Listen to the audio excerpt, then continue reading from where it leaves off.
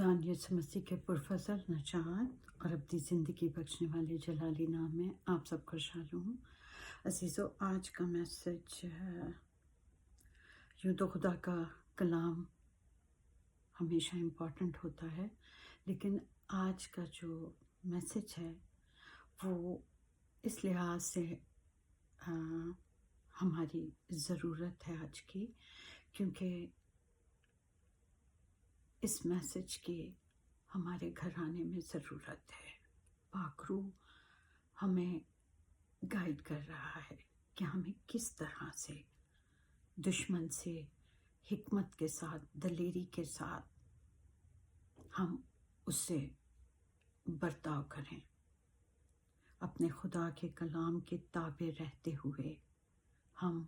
उस पर किस तरह फतह पाएं। इसलिए आप अगर इस मैसेज को सुन रहे हैं तो ज़रूर अपने प्यारों के साथ भी शेयरिंग करें, क्योंकि इस मैसेज की हम सब को ज़रूरत है। और मेरा ईमान है कि खुदा का पाकरू इसमें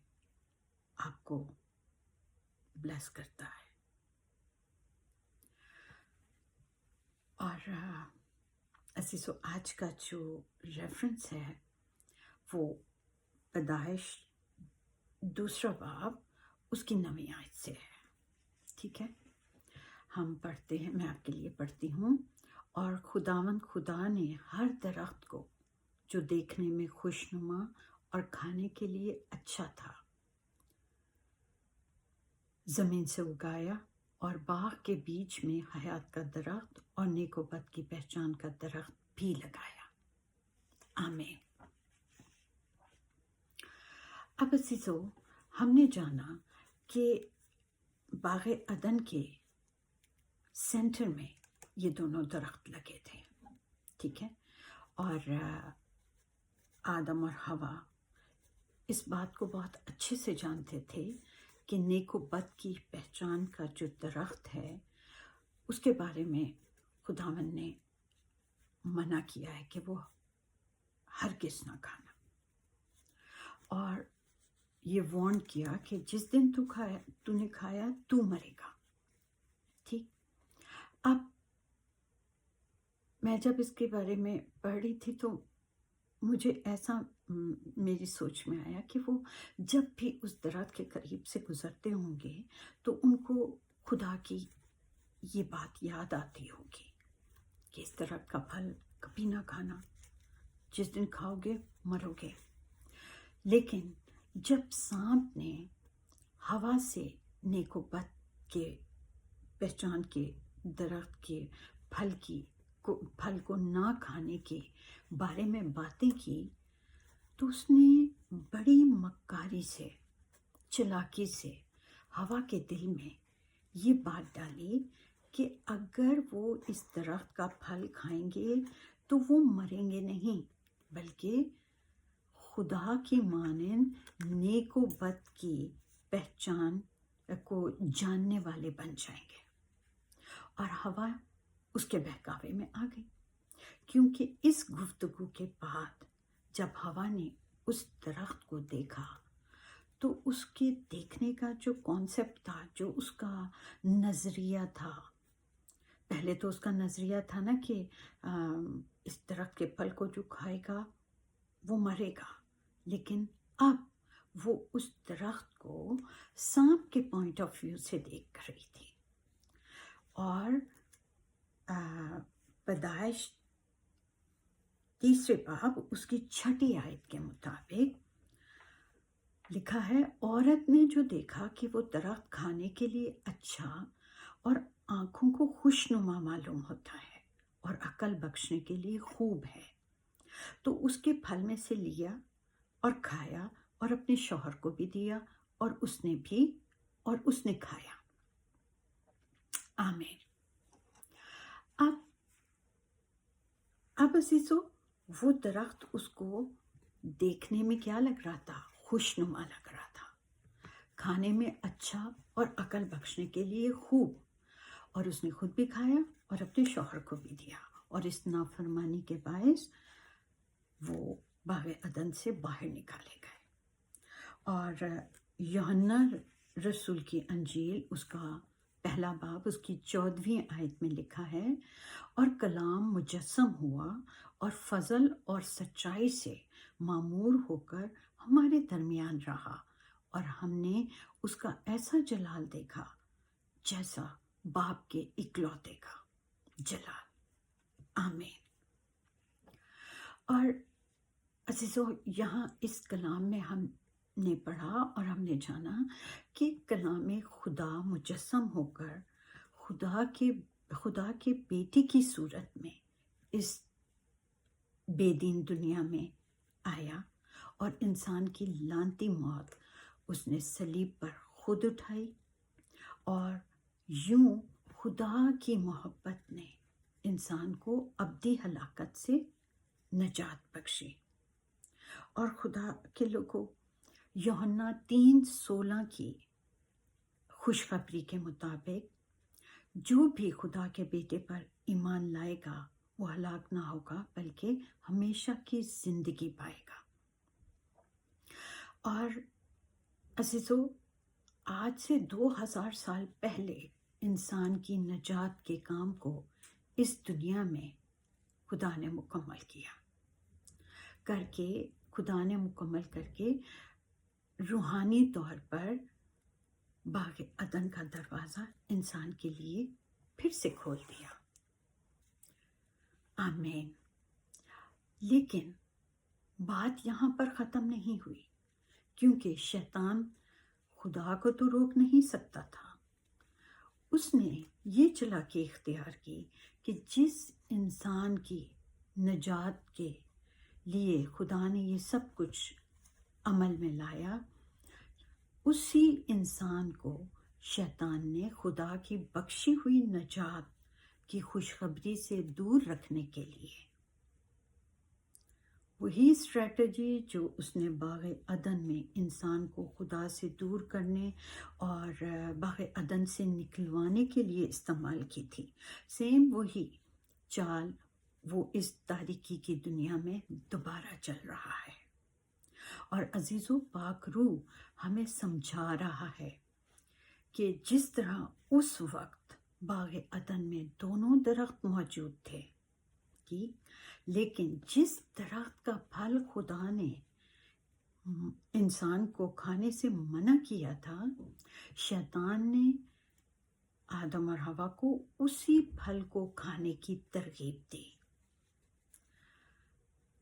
اور عزیزو، دشمن کی چال کو سمجھانے کے لیے پاک روح ہمیں سمجھا رہا ہے کہ اس تاریکی کی دنیا میں جو بھی انسان یوحنا 3:16 کی خوشخبری کے مطابق خدا کے بیٹے پر ایمان لے آتا ہے، اس ایماندار کی زندگی میں باپ بیٹے پاک روح کی ریلیشن شپ قائم ہو جاتی ہے۔ اور ہم روحانی طور پر یوں کہہ سکتے ہیں کہ اس کی زندگی میں اس زمین پر ہی باغ عدن میں، جس طرح باغ عدن میں دونوں درخت موجود تھے، اس کی زندگی میں وہ دونوں درخت پائے جاتے ہیں۔ لیکن اب ایماندار کی زندگی میں پہلا درخت جو ہے وہ زندگی کے درخت کا ہے، اور زندگی کا درخت ہمارا خداوند یسوع مسیح ناصری ہے، جو ہمارا نجات دہندہ ہے۔ اور دوسرا درخت ممنوع پھل ہے، جو اس دنیا کی، اس تاریکی کی دنیا کو سمبلائز کرتا ہے۔ اب ہم پاک کلام میں سے پہلا یوحنا اس کا 2 باب اور اس کی 16ویں آیت میں لکھا ہے، کیونکہ جو کچھ دنیا میں ہے، یعنی جسم کی خواہش اور آنکھوں کی خواہش اور زندگی کی شیخی، وہ باپ کی طرف سے نہیں بلکہ دنیا کی طرف سے ہے۔ آمین۔ عزیزو، اس کلام کے مطابق خدا نے ہمیں اپنے کلام میں یہ حقیقت ظاہر کر دی